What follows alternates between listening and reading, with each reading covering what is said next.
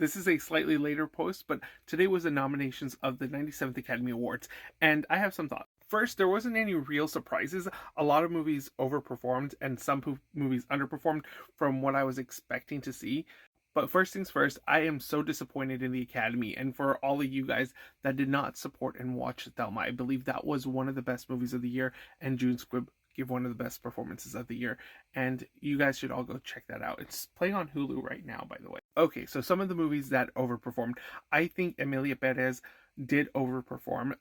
It did get 13 Oscar nominations, which is insane, but it is a movie that you could foresee that it was going to get a lot of these nominations. A lot of the Academy, a lot of the people in the industry really did like this movie. And there's already a lot of discourse on negative reactions to the film's nominations, but we always have one of these movies that excels in a bunch of nominations and not a whole lot of people like. Unfortunately, I do think it's the popular thing right now is just to dogpile on Emilia Perez, but overall, it's a solid movie. It's nothing like groundbreaking, but the performances are well deserved. I think everybody in that film gives a great performance. The directing is solid, and I think as an overall picture, it's decent. Some of the music is in context pretty good. A movie that I don't understand why it performs so well is A Complete Unknown. I don't understand how that movie got 8 nominations. It's a very middle of the road film, and I don't understand how it got picture, director, 3 acting nominations actually, and it just baffles me because it's a good solid movie, but it doesn't seem Oscar worthy to me. Yes, Timothée Chalamet gives a great performance and Ed Norton is really good, but to give it best picture and director is kind of excessive. One of the biggest shockers was that Conclave, which was a frontrunner, did not get a best director nomination.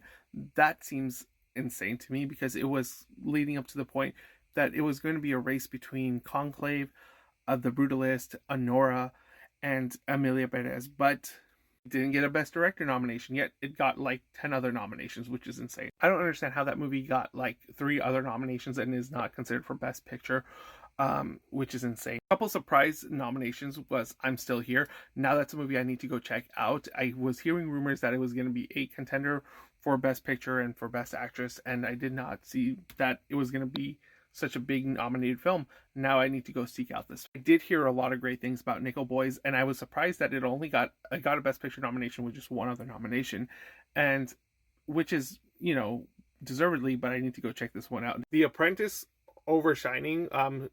We kind of heard a little bit of rumors of Sebastian Stan and Jeremy Strong getting nominations for these movies, and I now need to go check this out. It seems like in the political climate, it's a very topical subject matter. I am so happy for The Wild Robot for the nominations that it did get. It should have at least gotten a song nomination, I think, and unfortunately the Academies are cowards and did not nominate it for Best Picture. And way to go, The Substance. This movie was that little movie that it kind of came out of nowhere and blew people's minds. People are still talking about it. Demi Moore looks like a frontrunner for Best Actress.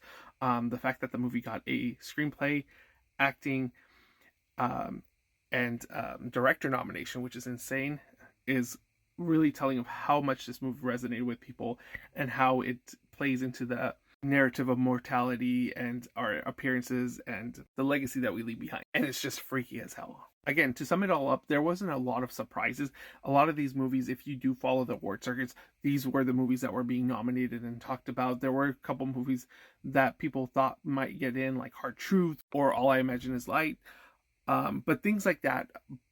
But the crop of films that got nominated and the people that got nominated were the ones that have been getting nominated everywhere else in all the guilds, all the other like awards ceremonies, all the critics groups. And one thing for sure is that this is probably one of the most exciting and unpredictable casts of Academy nominees, because I really don't see where the Best Picture is going to go. I mean, yeah, The Brutalist seems to be a frontrunner, Honora seems to be a frontrunner, but there's an interesting narrative that could be made for almost all of the nominees, and it's just quite interesting to see which direction the movies go this award season, with all the other guild nominations coming up and seeing who wins those guild awards. Overall, I think this kind of sums up how I felt about a lot of the movies that came out this year. There were some really great movies that I did enjoy, but there was a lot of ones that left me deflated and wanting more. I won't say this is like one of the best crops of Best Picture